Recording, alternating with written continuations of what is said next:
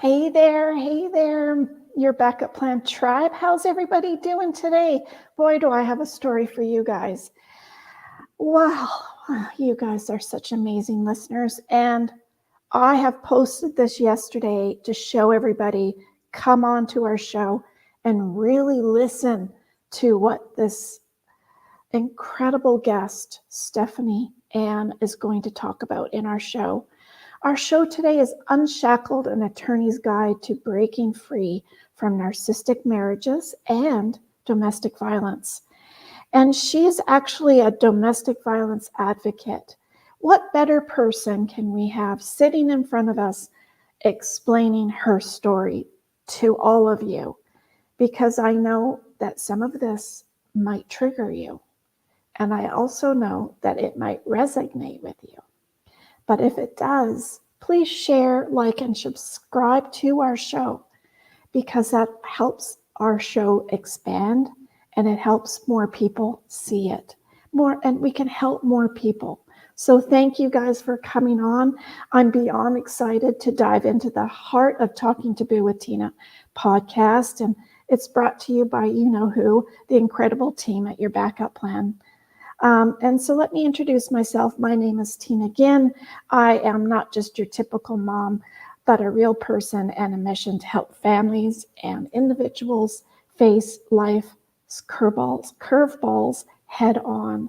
Can I talk today? Oh, I am so excited to have you guys here and so excited to get this ball rolling. So let's get the party started.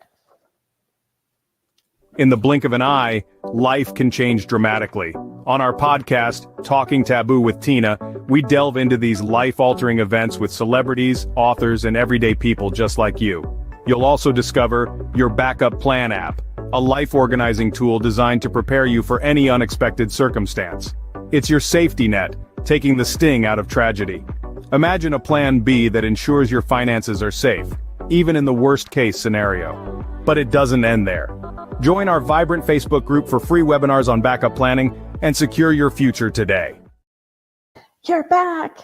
I'm so excited to be here, you guys. As you are well known, I have advertised the show and I will continue advertising the show because I feel that it's really, really important to get the word out there to people who deal with narcissistic individuals, whether that's a parent, a friend, a partner, a marriage, whatever that looks like for you, or for those that you have, that you love around you. So let's get the party started. I'm so excited to bring Stephany Ann in from Oregon.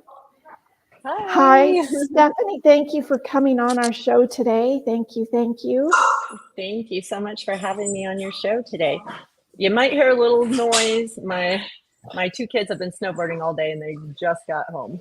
So they are going to go play on their iPads for a second and show. That's awesome. That's awesome that they can still go snowboarding because in Vancouver here in BC, we have all the snow that we got is almost all down to the grass. Wow, with all the rain. It has been a bad winter for us also. Like, I haven't even gone yet, and this is their first time even going up, and normally we've been going since November. So yeah. It's a warmer winter. Year. Yeah. So I'm excited to get the story started, because she's a mom, she's a single parent, she's also an attorney and an advocate for domestic violence. You have so much wisdom and knowledge, and I'm so happy to have you on our show today to help others. I always say if I can help one person with a show, I've done my job. So thank you again for coming on. Where did all of this start for you, Stephany? So, I found myself my sister's house just crying on the bathroom floor, tears streaming down my cheeks. Why me? What did I do wrong? Why me? I'm a good person. I lived a good life. I did everything right. And from the outside, I was very successful. I have a law degree. I went to college. I traveled around the world. I'm a good mom. But yet in that moment, I could not see past the pain and suffering that had engulfed my life. I spent over 17 years between two narcissistic abusive marriages. I lost a house in a house fire. I lost a house in a hurricane. I had a baby born with a really rare genetic disorder. Just like, God, why me? Why is all this bad stuff happening to me? Yeah. And I had lost my eyesight. I couldn't see. And in that moment at my sister's house, just crying out to God, like, what did I do wrong? What did I do to deserve all of this horrible stuff happening to me?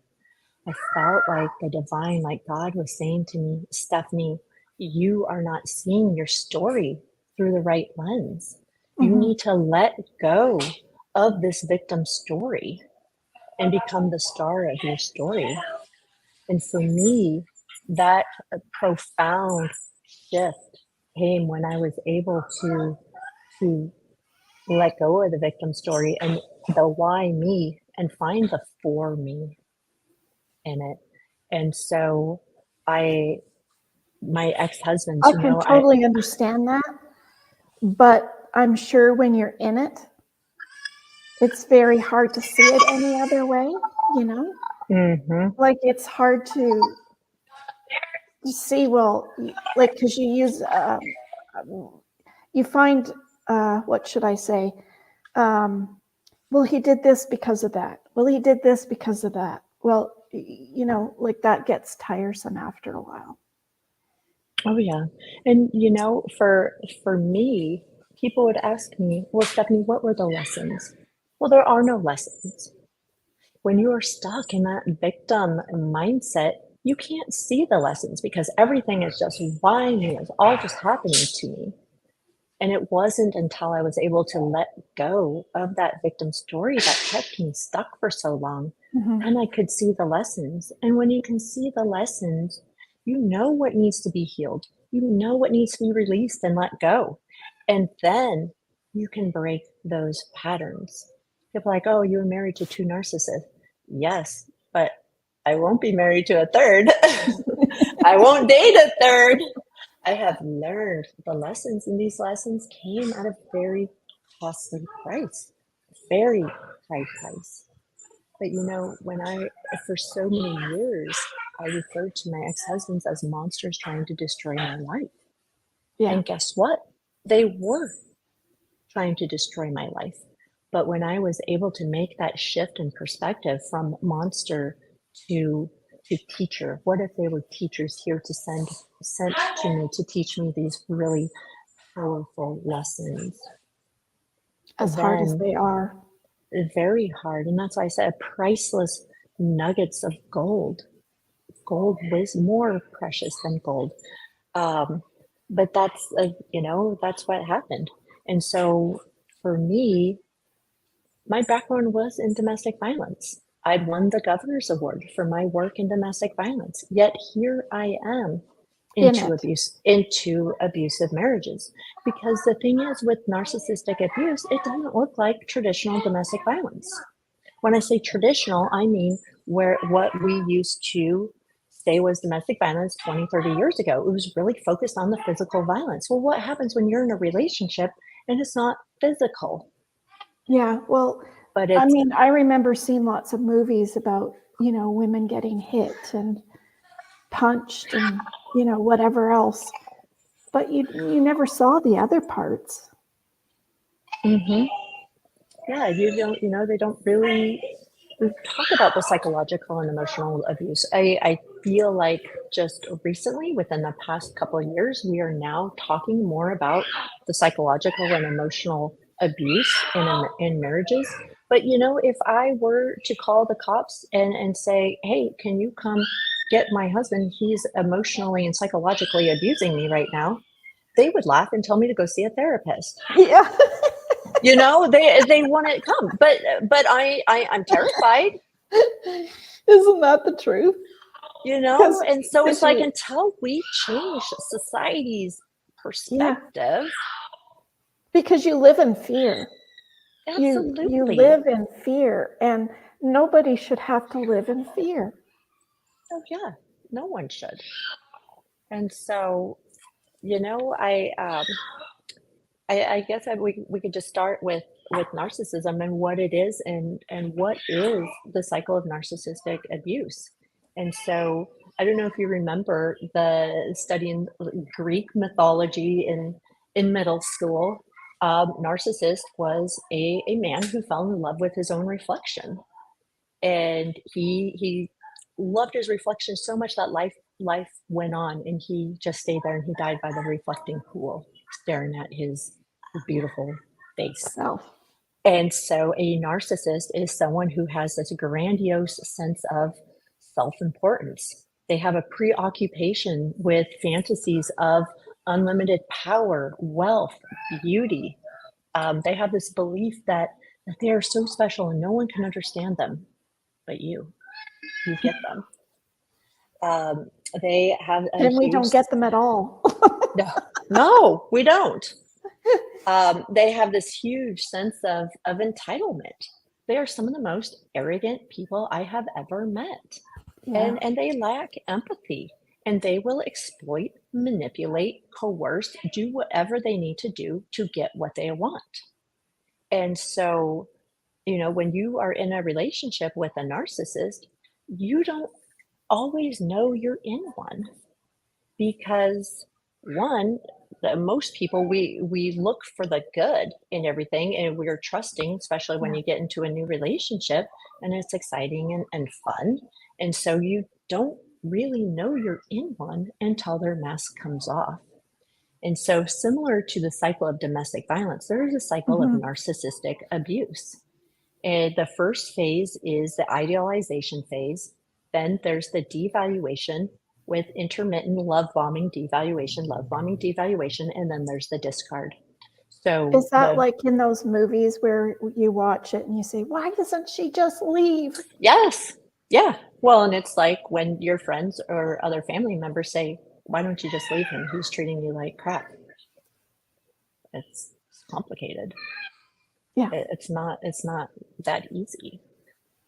But hopefully, the listeners, after I've explained all this, if you do see yourself in this, I will give you steps of how you can leave and get away and choose yourself. So we'll talk about that towards the end. So what happens in the first stage is the idealization stage. This is the beginning of a relationship. You're just getting to know someone. They are on their best behavior. They put you up on this pedestal. They worship you. They mimic you. They mirror you. They mirror your values. And so you feel like you found the ideal person. Wow. I never knew anyone else who wanted to go sell everything and buy a sailboat and sail around the world until my second husband wanted to do that too. I have found my soulmate. Right. And they will use those words. You are my soulmate. I prayed for you. God sent you to me. We are destined to be together. And they, right off the bat, they start planning your beautiful future together. Well, could you imagine? Oh, we could get a sailboat. We could move to Florida. We could learn how to sail. We could take the kids. Sounds Yes. wonderful. Sounds incredible, because I've never met anyone else who wanted to sail around the world. But now all of a sudden you do. Yeah. And so, you know, it's and this is the first red flag. If it is too good to be true, you might be with a narcissist. If they have put you high up on a pedestal, you might be with a narcissist.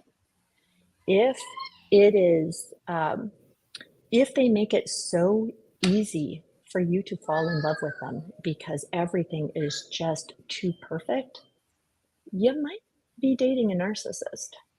And so, but the thing is that I didn't know. I didn't even know what narcissism was. I didn't know. And so when I met my second husband, I put that list out. I made a list of everything I wanted. I put that out into the universe. Guess what?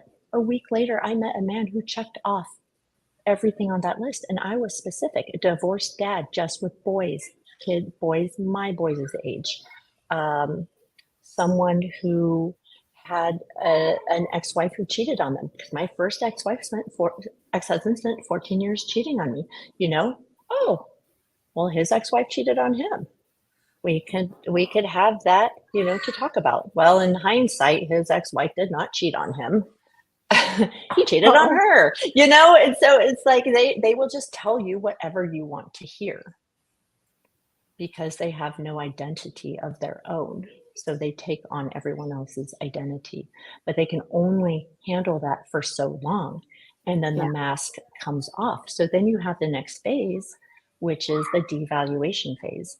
Now, everything that they loved about you in the beginning, they can't stand. They hate all that stuff about you. They, in the beginning, my second ex-husband, I love that you're a lawyer. I love that you're a strong, independent woman. I love the way you parent. You're such a good mom, all these things. Devaluation. I hate lawyers. Lawyers are just, ambulance chasers, all this. How can you stand being a lawyer? How can your girlfriends are horrible people. How can they even be your friend? I don't want them coming over to our house. Your parents, oh, they're so rude. Like everything they loved about you, now they hate. And this is where the confusion starts to come in.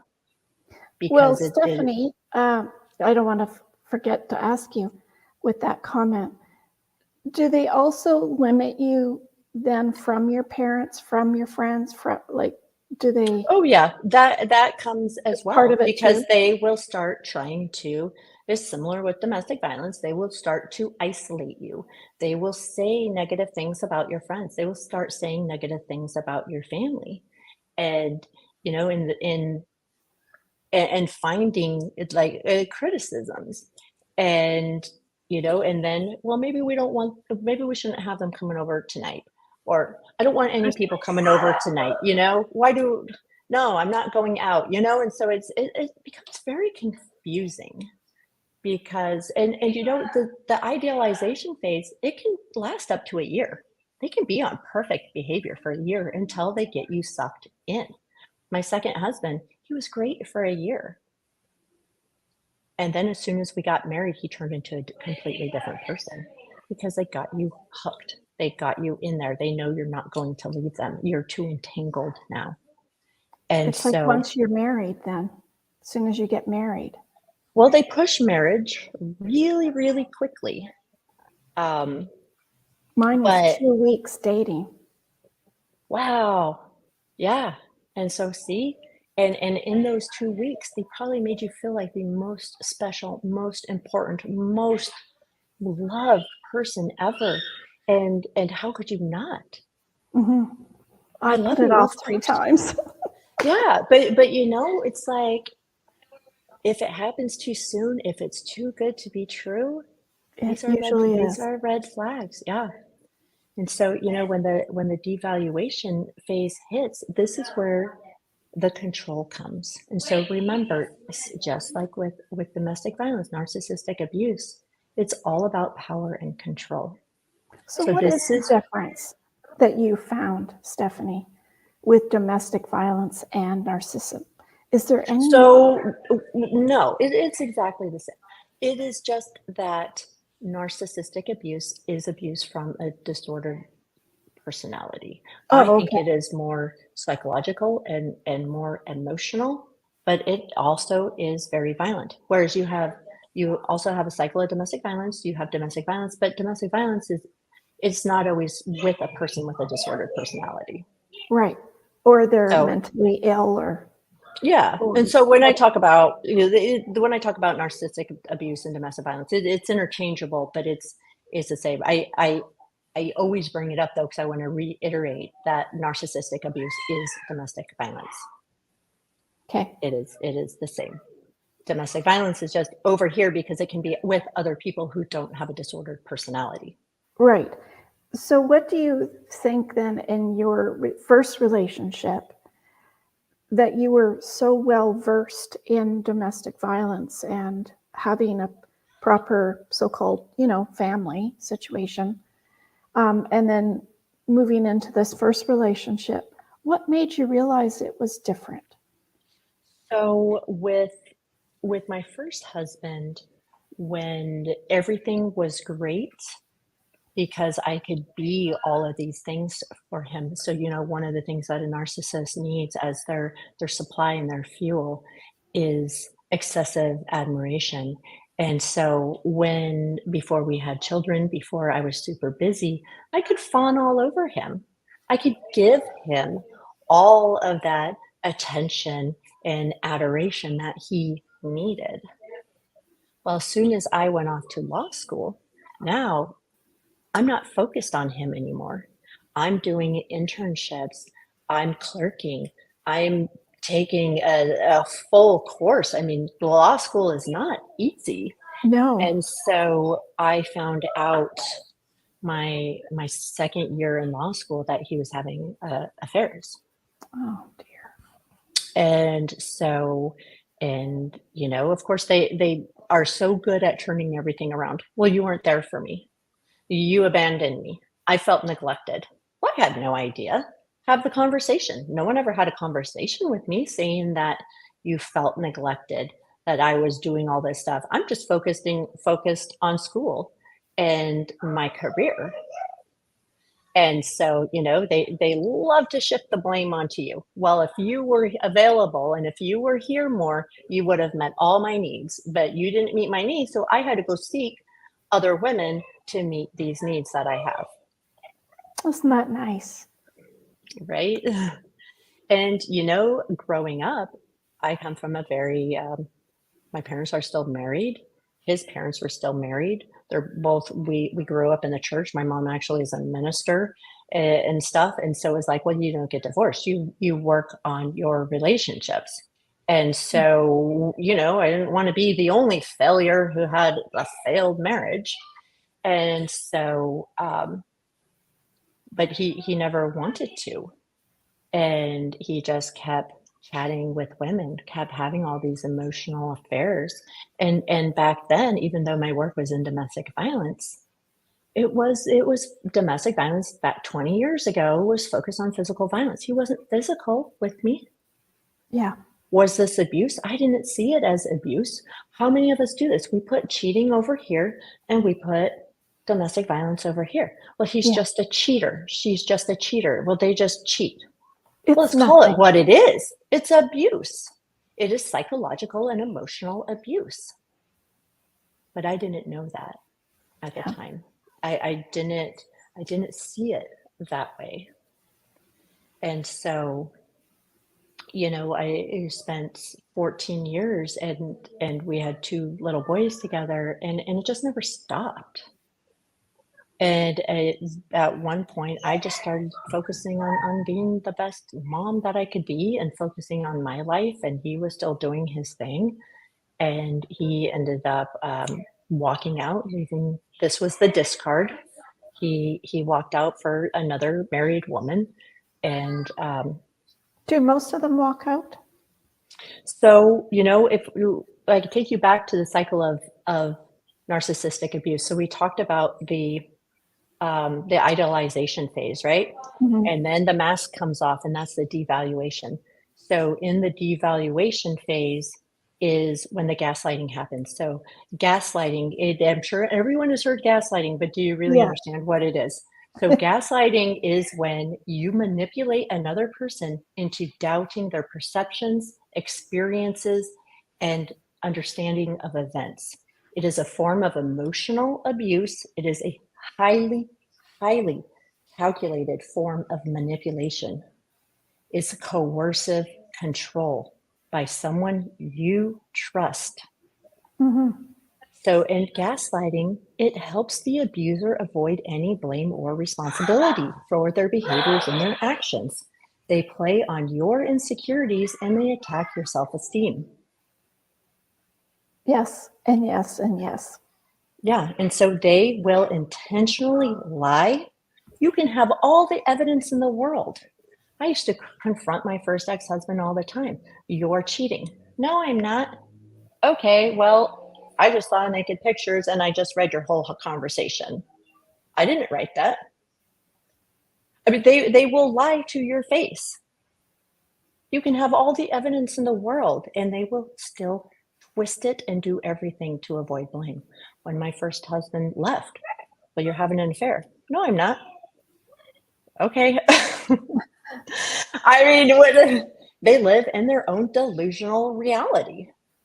They will deceive to confuse you, even when you have all the evidence to the contrary. They will lie to your face. And here's the hard truth, that even if you were to tell people what happened over so many years of gaslighting and manipulation, they will say, nobody will believe you. Nobody will believe you. And they have eroded your self-esteem. They have played on all your insecurities, and they know how to manipulate and control you and make you feel like the smallest person in the world, that you will not go and tell anyone. You will keep it. And that's what shame loves. Shame loves us to be quiet, to keep it a secret. And this is why I share my story. This is why you have your podcast, because we are talking about it. We are exposing it, and we are refusing to let shame bring us down to their level. And so over a long period of time, gaslighting is extremely, extremely harmful. All of the self-doubt, they'll make you feel like you're the narcissist. They will make excuses for their behaviors. They will do all of this stuff. And so this is gaslighting. And so and if they aren't, you are. Exactly. It's and like, so, oh, must have been hit in the head too many times by a soccer ball, or, like you just make up excuses after excuses. And after a while, it's just like, what's going on? Yes, exactly. And, and they will say, you will try to bring up something to have a conversation, like in a healthy relationship, having a conversation. They will overly use sarcasm. It's just a joke. You are so sensitive. Oh, you must be on your period. Oh, you're starting your period soon. That's what's happening. They shift everything. And so what you have here, when you start having all that, you have this big thing called cognitive dissonance. Now your whole reality is turned upside down. I often hear people say this, and I said it too for a long period of time. They have a Dr. Jekyll, Mr. Hyde personality. Which personality am I going to wake up to? Who do I have to be today to get through the day? Hallelujah to that. And who's going to walk in that door today? Yeah. And who do I have to be? This is being in a relationship with a narcissist is the biggest burden you will ever have to carry. There is freedom getting out of these relationships. And one of them is all this burden just be gone. And then you can find your true self again, because similar to the narcissist who has developed so many layers of protective self, we have become everything that we are not to appease, to have peace, to make sure that the kids are okay, to make sure there's not going to be yelling and screaming, to make sure all of this, we become everything that we are not, just to survive the day. That's horrible. That is not how you live. And I think sometimes you just feel like you just wish that they would just hate you and get it over with. Like, I said that once. I have said that. And like, just hit me. Because the other It's so much easier. Then we can just, The manipulation and the games that they continually play on your mind. Yep. And so what happens during the devaluation phase is all of that, the gaslighting, the manipulation, the coercive control, is everything to control you. Now they know your insecurities, they know all this stuff, because in the beginning you told them all your secrets. Now they're going to use all your secrets against you. You have weaponized them. And so what happens is they will do something, whatever it is. They go out for a couple days and meet up with another woman. And then they come back like nothing ever happened. Bring you flowers, love bomb you. So now you are stuck in this, it's bad, it's good, it's bad, it's good. Today's bad, well, but tomorrow might be good. And so you have what is called intermittent reinforcement. We don't know when it's going to be good and we don't know when it's going to be bad. We live in this a constant tension and anxiety because we don't know. But when it's good, it can be really good. They can be the most loving, the most kind, the sweetest, most wonderful people that sometimes we forget that it was bad. And then all of a sudden the bad comes and it's like, holy, I remember now. what? Like, what is happening? What did I do now? I got so good at it that I would say, oh, he's being really, really nice right now. And oh, it's just so wonderful. Uh-oh. Yeah.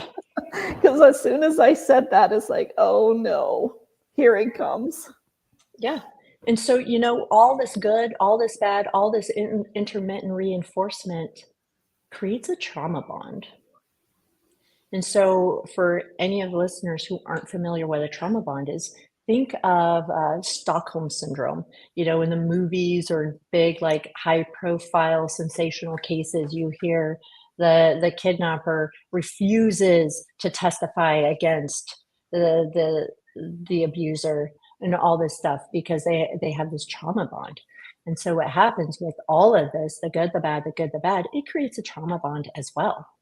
And I like to describe a trauma bond as it's an addiction. And I would say this to my husband when it was good. I would say this. I feel like I'm so addicted to you. Like it's so weird. I never used drugs, but I was addicted to my husband.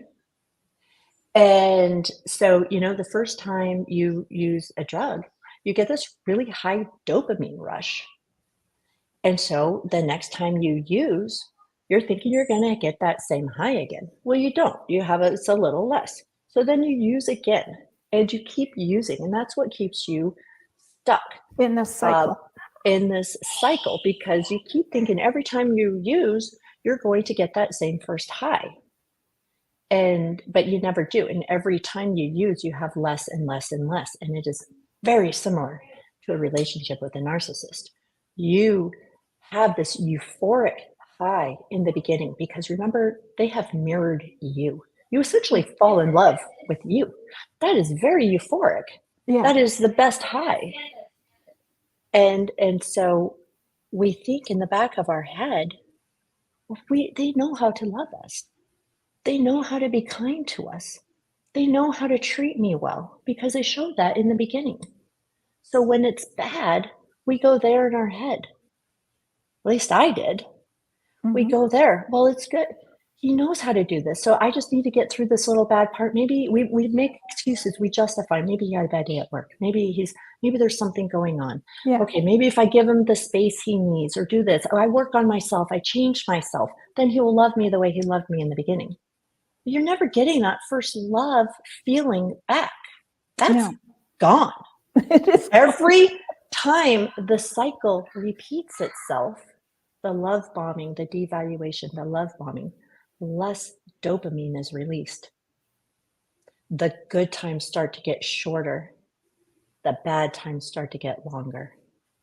On your Mac, get a thumbs up. Oh, sweet. I don't know how. I think if you do a heart, it would do it too. Like if you do that. Oh, I didn't even do anything. I didn't touch anything. You went like this, and I think it does that. Let's see. So, I don't know. But so that's the trauma bond. And that's why when you say, Tina, why didn't you leave? Just leave. Our friends can see everything that's going on. Yeah. My friends, but they're very good at hiding it too, though. Exactly. But this is why we stay. Because we constantly think it is us. We try to change us. We become someone we are not. And we keep trying to change that. Well, if I change the environment, if I do this. My second ex-husband, well, he's so unhappy here in Oregon. Let's move to Florida. We moved to Florida. He was still a miserable person. Yeah. Because it's not us. It's not the environment. It is their disordered personality. And we cannot change them. And I can't stress this enough because I hear so many people say this. Well, we can change them if I just love them more, if I just be the person they want me to be. No, I thought because that it's was not. a long time ago 80s thing. I Yeah, can fix that. yeah, no, No, you cannot. you can't. And it will just get worse over time.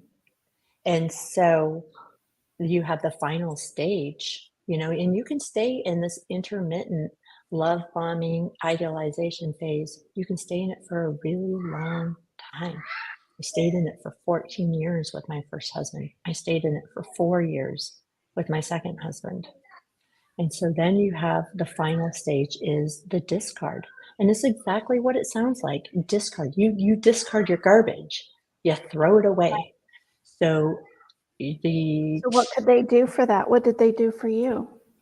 well, so what happens is they will either get bored, lose Mm. interest, have a new supply on the side. Because remember, they like to jump to relationships. So they have their new supply lined up. They're bored of you. You're no longer fun. You're not playing the game that they want you to play. And they've lost all interest in you. And that's when they throw you away. So Or it might not literally be throwing you away. Like, they don't say, I'm leaving you and that's it. Like, it could be a long process of them realizing that no. they're throwing you away, but staying in the same situation, right? Well, um, you know, I would disagree to an extent, because when a narcissist is done with you, they will walk away and leave you and move on to the next person. When they're done, they will string you along, and because you are a source of supply, especially if they think that they can manipulate you later on down the road. You always hear this, I don't know if you've heard the term hoovering. They hoover you back like a vacuum. They put their cord out and they hoover you back. You don't want to be hoovered back. If you have been discarded or you have walked away, you don't want them to hoover your back. I always hear people say, well, he's not trying to come get me. He's not love bombing me. He's not doing all of this. Then good. Yeah. Hallelujah. Good. Hallelujah. Of course. You don't want that, because that means that they are just going to keep you on a leash and they're going to string you around for several years. My first husband, when his discard was he walked out. He just told me one day, he's like, I think this other girl's in love with me. I want to go find out if I'm in love with her. Oh, And he just nice. got up and left. Like a teenager. Like literally like that. Like that. That's like how it happened. And then we didn't talk. I mean, we had kids, so we had to be in communication. But you know what? 6 years later, he called me out of the blue crying. I miss you. I love you. I'm so sorry for everything I did to you. Because you don't get closure with a narcissist. 6 years later, he was remarried. He had a family. Oh, no. A second one.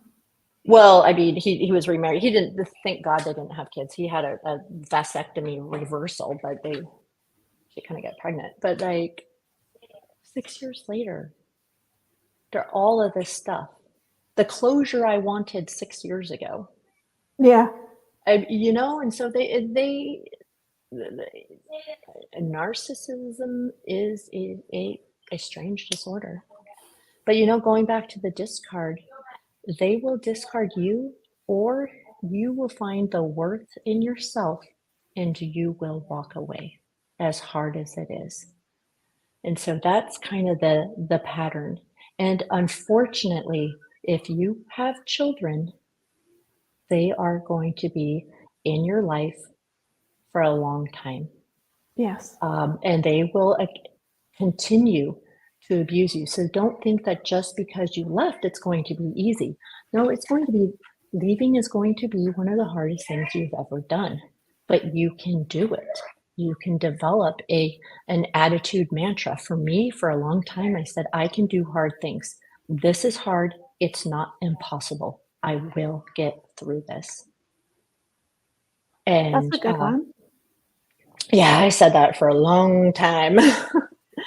Um, but, and so if you have children, they will use the courts if they have money, if they're bums and on disability and, whatever, they might not have access to the best lawyers and all this stuff. So they may just let you go, but they will definitely scare you and threaten you and try to do everything to control you. They will try to manipulate and control your children.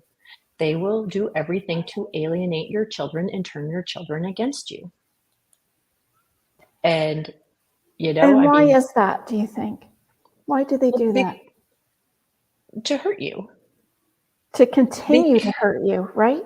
Absolutely. To them, it is a game of power and control. These are angry, controlling people with a disordered personality. Remember, this is not a typical relationship. It is not a typical healthy Person. breakup. And so many people I hear as well, they're like, well, time heals. No, time does not heal No. when you've been in a narcissistic, abusive relationship. I could leave and do nothing and just pray to Jesus that I would be healed and time and go find some hobbies. Guess what? 5 years later, I would still be broken and unhealed. Mhm. What they say, and I say they as in like the psychologists and psychiatrists and all of that, the therapists, is that being in a relationship with a narcissist is similar to being in a cult. You have been brainwashed, you have been conditioned. So you have to recondition yourself. Remember how we were talking about in the devaluation phase, we become so many different people Yes. because we are trying to please, we are trying to keep the peace, we're trying to do all this. And so we have rewired our brain, our thoughts. And And some so of the people that you become, you don't like yeah, yourself. yeah, yeah. Some of those people. Oh yeah. Like yeah, you can say, well, I would have never done that. But you do things when you are, again, look at it as a drug addiction. When you are addicted, you will do things that you didn't think you would ever Never do. do. Yeah. Or well, yeah, it's like fear is a horror. Fear and shame are just Yeah. like a And drug. they are. And then you've been with someone for so long who said, no one will listen to you. No one will believe you. No one will, no one respects you. No one likes you. You're worthless. You're a piece of trash. You're only here for, whatever the words you're hearing. And that's the You PG version. Yeah, exactly. Yes. You internalize those. So now we have to get all of that out. And so healing from the narcissistic abuse takes a lot of hard work, but it's not It does. impossible. And you can work on it and you can find the inner peace and the inner freedom and true freedom and break the patterns. When you let go of the victim mindset, you can become the star. Well, I know at first you can't think of it that way, like when you're enveloped in it. Oh yeah. Oh yeah. But I think after a while, you can be thankful for the lessons that you were taught and what a better person you've become for it. Yes, absolutely. And when you leave, this is it's very confusing. It Mhm. is so confusing. I remember going back and reading through my journals. I was a big journaler, especially when especially when all the gaslighting started to happen. And I'm like, wait a second, that's not what happened. I actually stopped drinking, and I still don't drink because I didn't want my reality to be twisted. And I Right. would write, and I'm like, that's not what happened. But they are so good at manipulating and telling, no, it didn't happen that way, Stephany. It happened like this. Okay. In my memory, you were high on weed and drunk. I was completely sober and I have notes in my journal. I And think it it still happened doesn't mean like this. anything.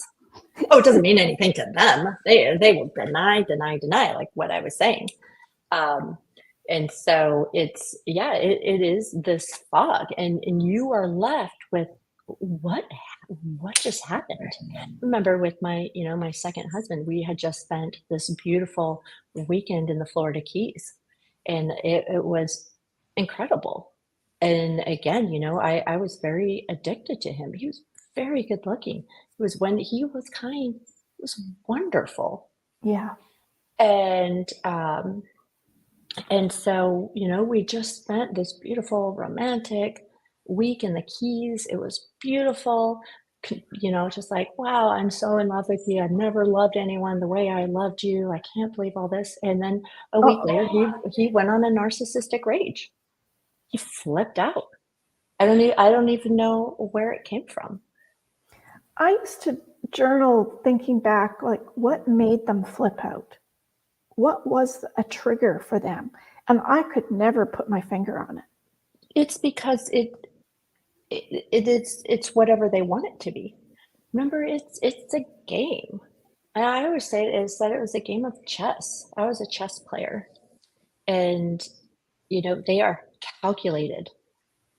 That's why gaslighting is calculated coercive control. They know what they're doing. Now, so many people say, well, do they know what they're doing? Well, on a conscious level, they do. Subconsciously, there could be some behaviors, like any of us. We have habits and behaviors that we act out subconsciously. Right. But when it comes to manipulation, when it comes to the gaslighting, they know exactly what they're doing. Because again, remember, we're dealing with angry and controlling people who have many layers of protective self. So it could be anything. It's whatever they want it to be. Did you ever find what the worst thing you could say to your narcissistic husband was? Well, I will tell you one thing I said that you knew right away. turned him into the Hulk. So when he literally, right before my eyes, turned into the Hulk. And I've heard other women say this. Like he started raging. I'd never seen this before. I'd never even heard of it. I didn't even know what narcissistic rage was. I was terrified. What did he do, Stephany? He just starts. So he's almost 6'4".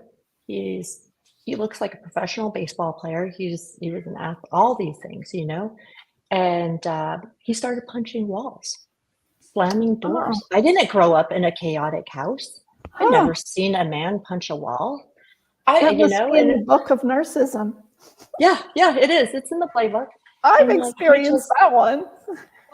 Yeah, and he just flipped out, and there was nothing. I used to say, why did you do that? And then he would laugh and repair the wall. Oh, see, he would just deny it. I didn't. I was just leaning up on it and like, oh, you punched. It's like. Yeah. It's like I can laugh now because it's so stupid, but it's like a toddler temper tantrum. I mean, I have a toddler, and I've never even seen my toddler have rage. And so it's like it was, and just like a lot of passive aggressive, just talking to himself, mumbling, slamming doors, doing all the very just chaotic. I would say crazy behavior, but it's not crazy. It's calculated. They know exactly what they are doing. They are trying to terrify you. And is that a part of that terrifying part? Like when people that would hit you, is that kind of a similar kind of thing? It's like that controlling force? It's control. Oh, yeah. So, they use manipulation and gaslighting to control you. If they cannot control you through manipulation and gaslighting, then they will resort to physical violence. It's the same with, in just the traditional domestic violence with people who don't have a disordered personality. Because so they use all these tactics to control you. And when they no longer can control you, it will become physical. That's why I say get out. Okay. because it will escalate. And every time you go through a cycle, it will get worse and worse and worse. In different forms, whatever In that different, might be. yeah, exactly. So get out now, get your life back.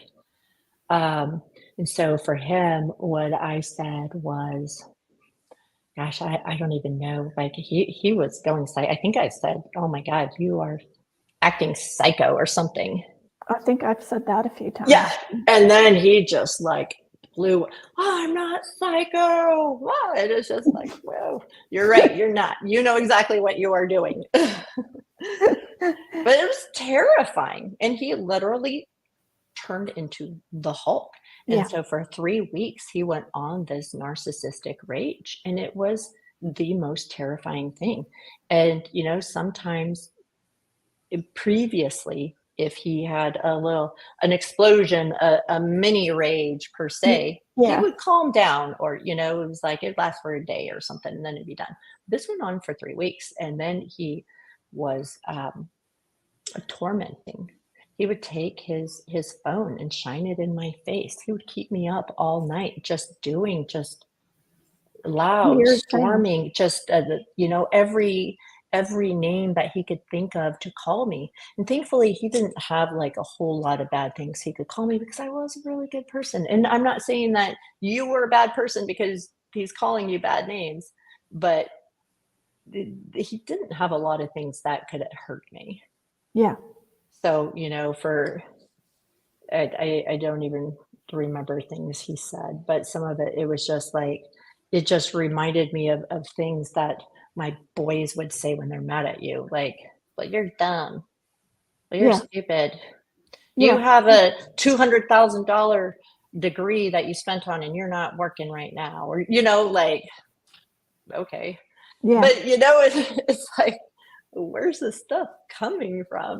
Yeah. And so, yeah, and he kicked me off the bed, like, get out of bed. And, just tormenting. Did you find your sex change too? When he was tormenting? Well, During the rage? Stages, at different stages? It was weird because we were very sexual, and a great sex life, very great. But then every now and then he would say things like, it's just sex for you, Stephany. I want it to be this emotional thing, and for you it's just sex. And I'm like, what? And or he was, I'm like, what are you talking about? It's Yeah. emotional. What? He's like, no, you don't, you just want to fuck me and that's it. And blah. I'm like, what are you talking about? Or he would say things like, well, I could be having sex all day long. And, say we just had like a marathon session. And then he would say something like, well, I have to go masturbate. I just have this huge urge or whatever. And I'm like, well, I can have more sex. But it wasn't about that. It's emotional and psychological control. Intimidation or whatever. Well, yeah, but it was also like, I have a very high sex drive. He has a very high sex drive. And so a way to hurt me would say, oh, I could sit here and have sex with you, but I'd rather just go masturbate in the bathroom. Yeah. But even he wouldn't go in the bathroom and masturbate. He would just go in the bathroom and sit there and pretend. Yeah. And I only know this because, we're married to them. We know. Yeah. He would, things to try and hurt me. He would pretend to have conversations on a phone call. He knew that my first husband cheated on me. So I, was still healing and working through a lot of 14 years of being cheated on. Yeah. And so he would, during the devaluation, he would, maybe storm out of the house, and then he'd come back with a phone number. I just got invited to a hot tub party. There's a bunch of girls in a sorority who invited me to come over and go hot tubbing with them. I think I might go. What? Who does that? It's called triangulation. Does it really happen? Probably not. But, That is weird. so he would do a lot of stuff like that. And towards the end, I would just say things like, well, great, you're a good looking guy. I just stopped reacting. And Right. this is why I think the rage came, because a rage will come before a discard. What I happens if you stopped go quiet? reacting. Did you ever go quiet? I wouldn't go quiet per se, but like in the beginning, they would go quiet, because they would go mope somewhere, but they want you to go and fawn all over them. What's Like wrong a with little you? boy would. Yeah, yeah, yeah. And then or they want they give you the silent treatment because they want you to go internal and be like, what the heck did I do? And so now you're stressed and worried all day. Yeah. Again, this is psychological control. And so I used to do all of that. I used to play this game until I figured it out that it was a game, and I stopped reacting. Because a reaction shows them that they are in control of you. If they can control your emotions and control your reactions, they have controlled you. And so this is why I think the rage was the discard. I mean, it was the discard. Right. But I stopped reacting. He would go have his pout, and I would just go about my business. I wouldn't even, I have other things to do. I had 6 children at the time, 6 boys I under the did age of that. 14. Oh God. I did that too. I just thought, well, if you can play the silent treatment, I can play it better. Mm-hmm. So, and it's much nicer life for me. So Yeah. And so, but that's what they do. And so when the hard part is, again, they've conditioned you to react. It's very similar. Do you remember like first year psychology in college? It was a required class, I think. But you learn about Pavlov's dogs, how they are conditioned. And it came to the point where they could just ring the doorbell and the dogs would salivate, unaware of everything else. When you are in an abusive relationship like this for over an extended period of time, you have become conditioned, and we become reactors. We no longer respond. We just we react, and they have trained us to react, and that gives them a sense of gratification because they have controlled you. Remember, it's all about power and control. I used to hear the truck pull up in the driveway, and my immediate response, and like you said, you react. You don't even know you're doing it. Yeah. Would be to go throw up. Yeah. And after a few times, I'm like, wait a second, what's going on here? Because you realize you're reacting a certain way. Mm-hmm. But and they want that reaction because it gives them the power and control over you. And that's why animals have this life too. do what? Do animals have this life too? I don't know. Is it just people? And I would say, is it just men? But we know that's not true. It's women. No, it's men and women. It's your parents. I've had many people after listening to podcasts like this. Stephany, you just described my father growing up. You just described my mother. You described one of my boyfriend in college. Yeah. And it's like, and so many people say too, is it happening more? Is it more prevalent now? Well, I don't think so. I think it's always been here, but once we become aware of it, we see it now. And once you have a definition for the things that you went through, you have a word. And it is similar to buying a car. When you buy a car, you're like, no one's driving this blue truck, right? Yeah. And then all of a sudden you buy it and that's all you see. Oh my God, this truck is everywhere. Yeah. It's because you've become aware. And so now you see it. So I don't think it is becoming more of an issue. I think it's always been here, and now we are just seeing it. And because we are seeing it and people like us are standing up and talking about it, it feels like it's this big new thing. But no, it's always been Yeah. here. Well, it might not have had the labeling and what we're talking about it now as, 10, 20, 30 years ago, but it was definitely, Exactly. it's been definitely there. We just weren't aware of it.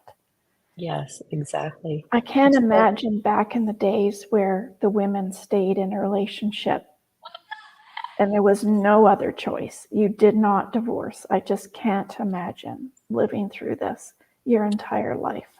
Yeah. Well, and sadly, in so many different cultures and in a lot of religious circles, they still preach from the pulpit Yeah. today. Yeah. God hates divorce. God, all of this. And so there are so many men and women suffering in those marriages. And I get that. I grew up in church. I was afraid to divorce my first husband.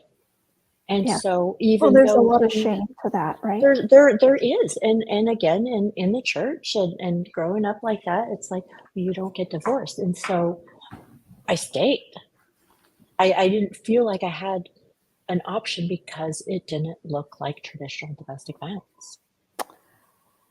Yeah, I have to say amen to all of that sentence. 1, 2, and 3. Yeah, for sure.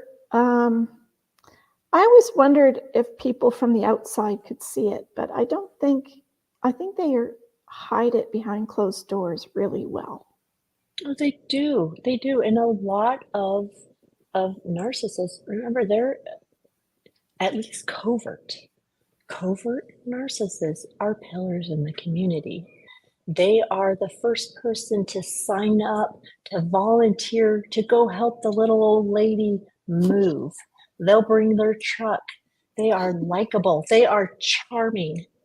They Oh, are dear. the first to sign up and volunteer to help anyone in church, They're the most helpful people until they come home. They're not helpful for you. No. Are they helping with the chores around the house? Are they helping with the children? Are they helping with groceries? Are they helping with cooking and cleaning? Are they helping with anything? No, not in When my it's on experience. their time or choice, I guess they do. Well, But yeah, if they want to. My first yeah. husband mowed the lawn. My second husband did nothing. Yeah. Yeah. And so it's no, but in the eyes of the community, they are incredible, People. credible people. And remember, they've been telling you, you are worthless. No one will believe you. No one will believe you. I help old ladies at church. You go talk to the pastor and tell him that I'm being abusive to you and I'm gaslighting you and manipulating you. They're not going to believe you. No one will believe you. Yeah. How true. And they will say that. No one will believe you. Go, try to do it. So what do they do with younger children, like 5 to 15 or 5 Well, to 20 kind of thing? Did you they're the experience them doing anything with your kids? they're the cool dad. They're the cool dad. They are. So my first ex-husband, he was Disneyland dad. When the boys would go over to his house, he would have them for 3 nights, but it only would end up being 2 nights because he didn't want his whole weekend with them. And so he always brought them home early. I could have plans, but it didn't matter. He would still bring them home, show up. Oh, well, I'm done with them. I have plans. Well, I had plans. This was my weekend. Yeah. It didn't matter. He loved that I was always available, or he'd just make me available because it's not like I'm going to say no to my children. It's control again. It is control, and that's why I was saying, like, even though you get out of it, it's not. It still isn't easy. You still So have to figure out how to work with it. we need to have you come back because there's so much more to talk about in your two relationships that will resonate with people. But I wanted to quickly mention that I know a lot of women who say, my husband looks after everything, looks after the bills. I'll say, well, does he have, does he know where his disability is, or what his thing is at work, or his medical look like, or his life insurance, or do you know where the documents are that you need? Like, what happens if your husband doesn't come home that night from a car accident? What does that look like for you? Do you know?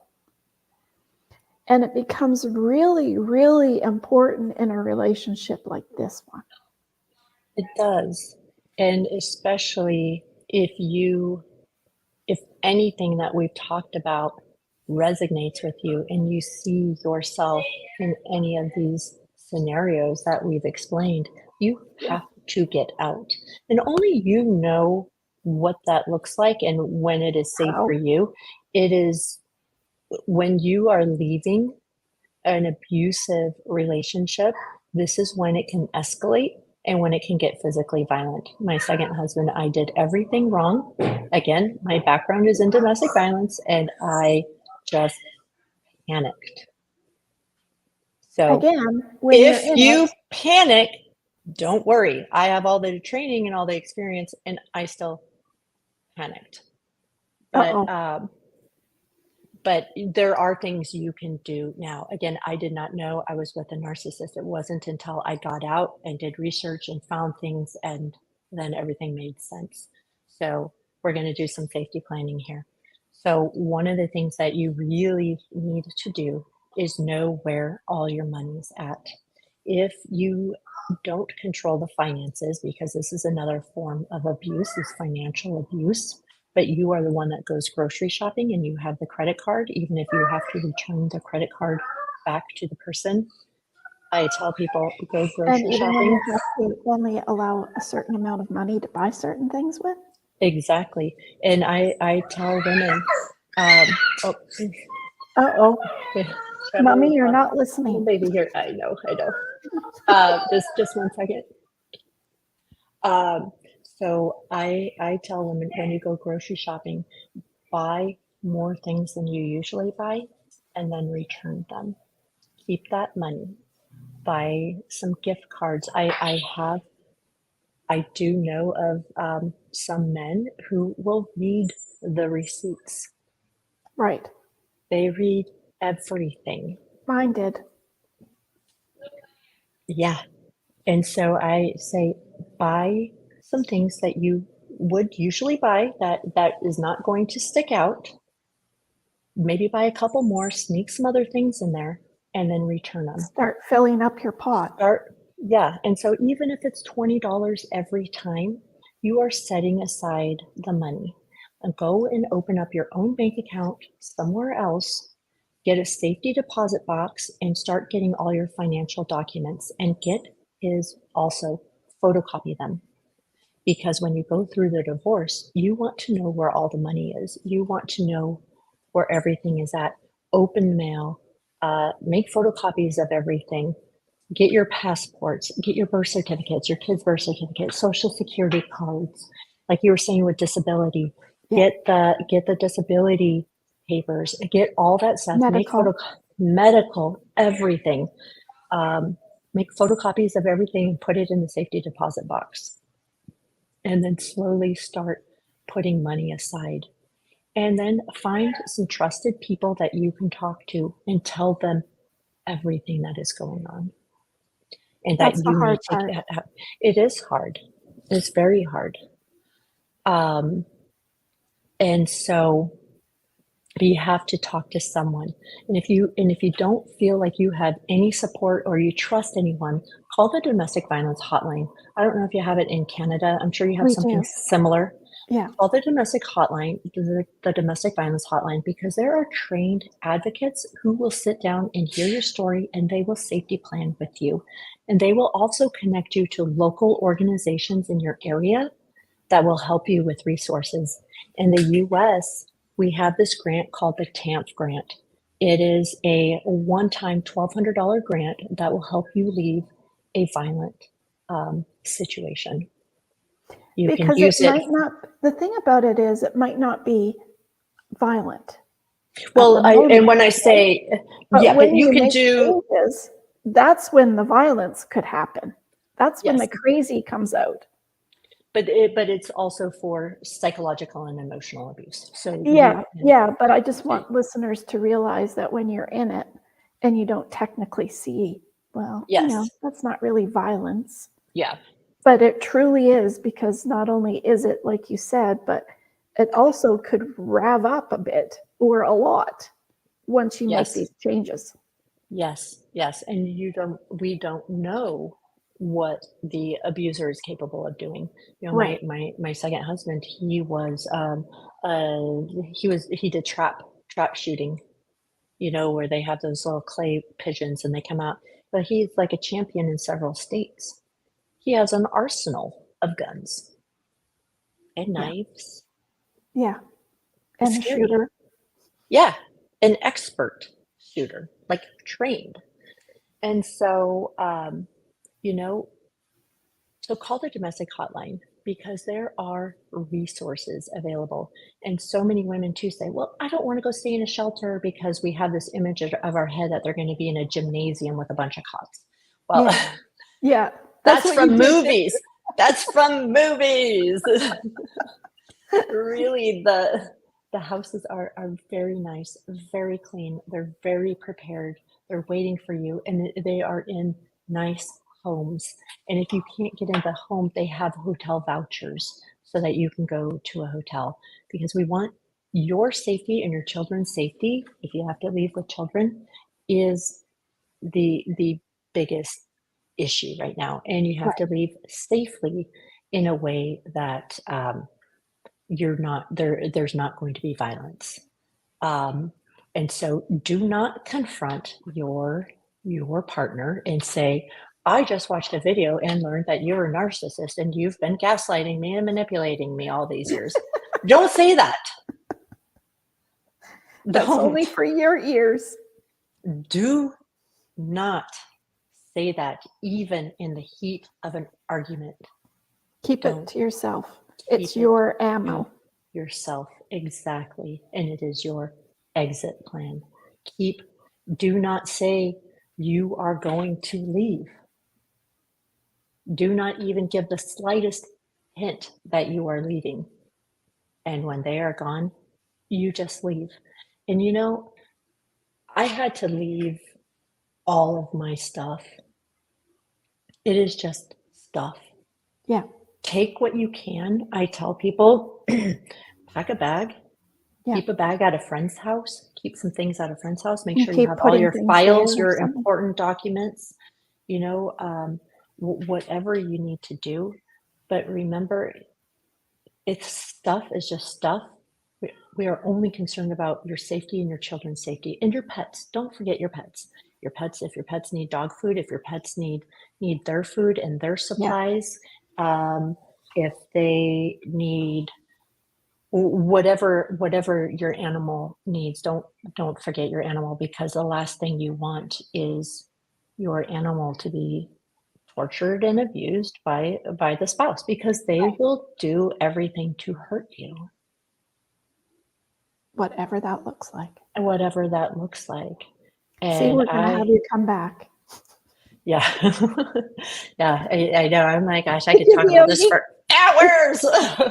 It could be a month series, honestly. It really is. For those that I lived with it for 30 years, but I can still say, why? Why do they do that? Why? It makes no sense to my brain. It doesn't, because you are not a narcissist. You do not have no matter what they've said, you do not have a disordered personality. You are not trying to manipulate and control. When I worked at the prosecutor's office for a long time, I would have those conversations. I used to work with children that had been sexually abused. I was on the sexual assault team. as well as the domestic violence team. And I remember thinking like, how? How can people do that? Well, we can't even go there in our head because No, we're not wired like that. We would never do that. And no, so it's like you can't dwell and focus on the narcissist. Like, well, why won't they change? Why are they like this? When you first get out of the relationship, because you're trying to find words and definitions for everything you went through, and and then you come felt. up with and felt and Yeah, experienced because you need that validation. Like, what did I just go through? I just spent 17 years in hell. yeah, I need the word. I need a definition for what I just went through, and so you find that definition. yeah. But so many people can spend way too much time stuck on the narcissist, and again, that's abuse. That is another form of control, because remember, now we're stuck thinking about him. Well, what could have I done different? How did his life get like this? How did he develop all these layers of protective self? How did he do all this? How did he do all this? They're still controlling you. Yeah. Let Well, it go. Focus I on guess I've you. let everything go except for one thing. I still think to myself, God, that must be so tiring for their brain. That's just like way too much work to go through to me. That's the It only thing I is. ever say. It is. And this is why they jump from relationship to relationship to relationship. Look at anyone's past relationship history. Well, this brings up two red flags to look for. Look at their relationship history. Are they serial relationship daters? Do they move in quickly? Well, how long did you date your ex-girlfriend for? How long were you married? What did that look like? Have these tough conversations. And And one, analyze, analyze, analyze. yeah, and ask them if it's a man, because we're women right now talking about the men. Um, Ask him listen and pay attention about what he says about women. Mhm. What are they saying about women? What are they saying about their mom? What are they saying about their sisters? What are they saying about their ex-wives and their ex-girlfriends? Were they all horrible women taking advantage of the system and just trying to get all their money? They just want my money. They just want this. They're all betrayers. They all cheated on me. Really, every single woman did all that to you? They all beat you up. They all betrayed you. They all cheated on you. Yeah, I think the majority of people out there might have one person in their whole life that has done something, but not Yeah, everybody, yeah, right? oh yeah, and it was everyone, every woman trying to work the system, trying to get all the money, trying to do all of this. Yeah. Oh my goodness gracious. It's Yeah, craziness. there's it. Stephany, I hate to end it, but we're going to have to so that we can keep people here. What final message would you like to give the listeners? When you feel worthy, you will Strong. walk away and strong. That you are worthy of so much better. When you've had enough, you will leave. But Leave plan it leave properly. before you get discarded. Don't wait, and then don't beg, as hard as it is, because it's very hard. And again, it's the trauma bond. Focus on you. We've been conditioned to focus on them, and we neglect us. Focus on you. You come first. Start putting yourself first and watch how the relationship changes. Watch how quickly they change Yes. when And you it's like start they taking have care of you. spider veins out there picking up on these things, don't they? Mm-hmm. You are worthy of so much more. And there are so many wonderful, healthy people out there who would love you for you. You don't have to change. And it is so much better. And there's so much freedom on the other side. There It is. might not look like it now because you're stuck in the trauma bond and all this stuff. There's so much freedom on the other side.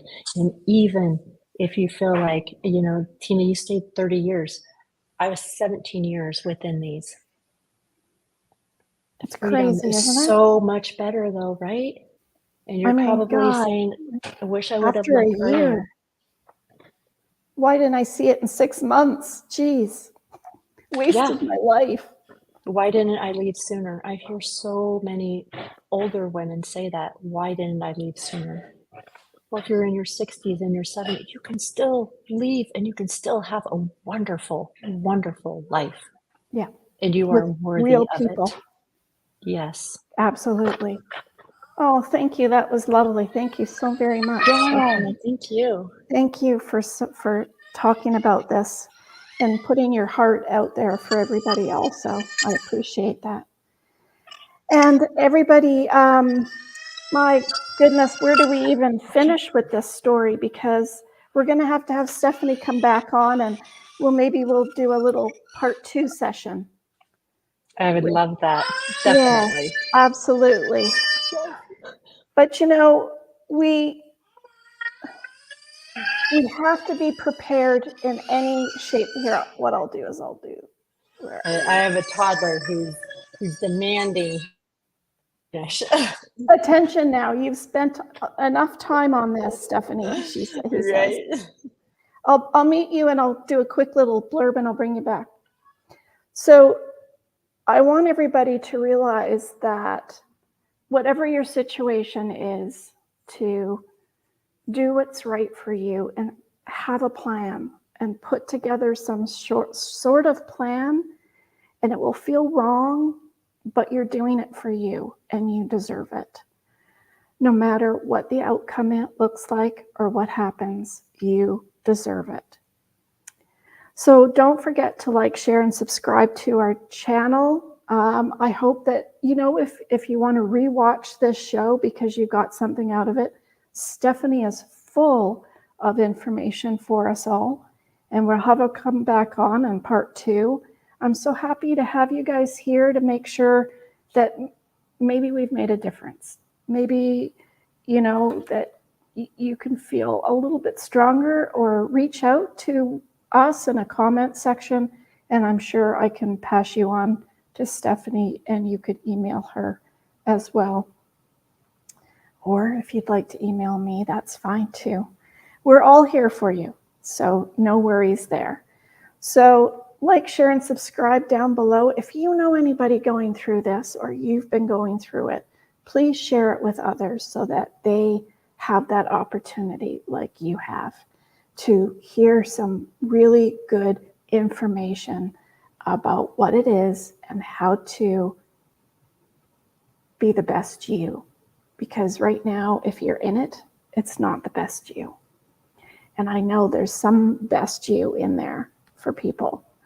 And each of us, no matter what that looks like, don't let it get you down, and don't let it think that it's you, because it's not. So that being said, thank you everybody for coming on. I appreciate all of your likes, shares, and subscribes, and I appreciate all of you in sharing our information to others. Thank you again, and thank you, Stephany, for coming on our show. And I know you have 3 boys, and she is a single mom, so hey, it does, we roll with it. It's all good. Well, thank you so much for having me on the show. It's great, and yeah, it's just one person can benefit from what we speak about. This is why we share our stories, and this is why we talk. It touches my soul. It really honestly does. It makes me feel like I'm giving back. Yes. So thank you. So thank you for coming on. I'm so happy I found you. And till next time, stay safe and be kind. And remember, you're not Superman, but you can be if you put a plan together. I love you. Bye for now.